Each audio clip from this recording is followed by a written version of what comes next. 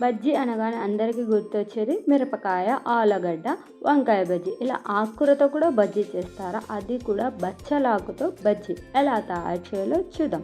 ముందుగా ఇలా బచ్చలాకు తీసుకోవాలి.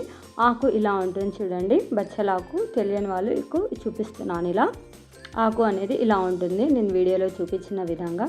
తర్వాత ఒక బౌల్లో కొద్దిగా శనగపిండి తీసుకోవాలి, 1 కప్పు.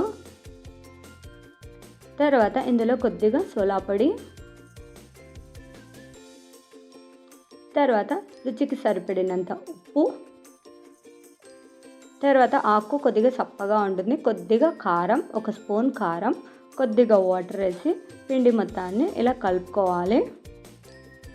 ఇలా కొద్దిగా వాటర్ వేసుకుంటూ మిక్స్ చేసుకోవాలి. పిండి మొత్తాన్ని వేసుకోకూడదు వాటర్. ఇలా కొద్దిగా యాడ్ చేసుకుంటూ పిండి మొత్తాన్ని బాగా కలుపుకోవాలి.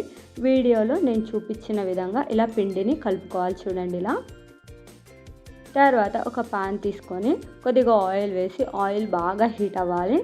హీట్ అయిన తర్వాత ముందుగా మనం కలిపి పెట్టుకున్న ఈ శనగపిండిలో ఇలా ఆకుని పిండిలో ఇలా అద్ది చూడండి, ఇలా ఆయిల్లో వేయాలి బజ్జీలాగా. చూడండి వీడియోలో నేను చూపించిన విధంగా ఇలా ఆకుని ఇలా పిండిలో ముంచి ఇలా ఆయిల్లో వేస్తే చూడండి, ఆయిల్లో ఉండడం వల్ల ఆకు అనేది కొద్దిగా మెత్తపడుతుంది, తింటుంటే ఇంకా తినాలనిపిస్తుంది. ఇలా 2 సైడ్స్ దూరగా కాల్చుకోవాలి.